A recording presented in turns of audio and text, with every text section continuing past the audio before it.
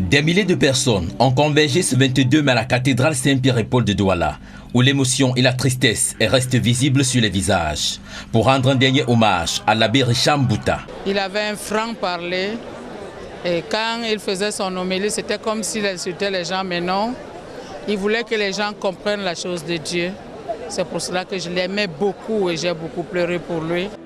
La présence du gouverneur de la région du littoral, du cardinal Christian Toumi et des centaines d'évêques et prêtres venus de tous les coins du pays témoigne de la grandeur de l'événement et surtout de l'homme. Cet arc-en-ciel entourant le soleil au-dessus de la cathédrale juste avant le début de la procession du clergé est un signe fort venu du ciel, un moment de vive émotion. La fin de la procession du clergé marque le début effectif de l'office des défunts et surtout de la messe d'enterrement présidée par Monseigneur Samuel Cléda, archevêque de Douala.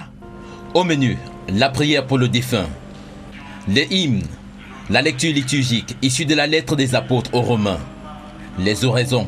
Le Seigneur a donné, le Seigneur a ôté, que le nom du Seigneur soit béni.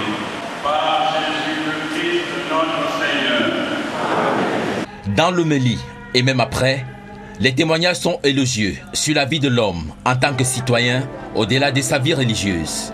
Le clergé qu'il a vu à l'œuvre pendant 2 décennies de service est unanime sur sa qualité de serviteur de Dieu. C'est un prêtre qui a rempli sa mission. Il a été appelé pour servir en présence de Dieu. Et il s'est efforcé du mieux qu'il a pu de le faire. On peut dire aujourd'hui que son maître lui dit « Viens, entre dans la joie de ton maître ». L'abbé Richard a été un bon prêtre.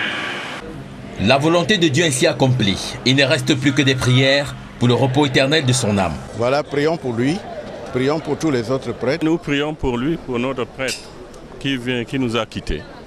Que le Seigneur l'accueille auprès de lui. Alors que l'Église entière conduit l'abbé Richard Mbouta à sa dernière demeure et qui aura accompli sa mission sur terre, les autres doivent veiller et surtout servir comme modèle. Les autres prêtres, mais eux aussi qu'ils se préparent à la mort, parce que c'est notre chemin à tous. Qu'ils prient, qu'on soit toujours prêts, c'est ce que le Seigneur nous demande. Quand on accepte d'être prêtre, configuré à la triple dimension du Christ, pauvre, chaste et obéissant. L'on ne peut s'empêcher de couler des larmes lorsque le cortège funèbre prend la voie de sortie et surtout la direction du cimetière de la cathédrale Saint-Pierre et Paul de Douala.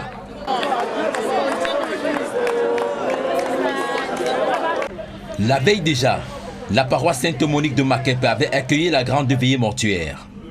La pluie qui s'était abattue sur la ville de Douala n'avait pas empêché des milliers de fidèles, des hautes personnalités, des amis proches de venir rendre un dernier hommage à l'abbé Pierre Mbouta qui laisse un grand vide. C'est une peine qu'il nous fallait effectivement prendre pour rendre à Père Richard l'hommage qui lui était dû.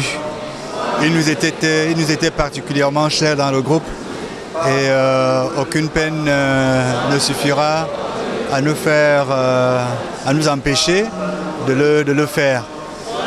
Ça n'a pas été évident partir de Yaoundé, partir d'un peu plus loin, d'être là déjà à la mise en bière et d'être là de nouveau ici et de continuer d'être là. De toutes les façons, nous le devons au Père et c'est avec plaisir que nous le faisons. Né à Bana le 25 septembre 1963 et après 22 ans de sacerdoce au service de l'Église, l'abbé Richard Mbouta décède à Douala le 7 mai 2019. Il repose désormais pour l'éternité dans ce caveau au cimetière de la cathédrale Saint-Pierre et Paul de Douala.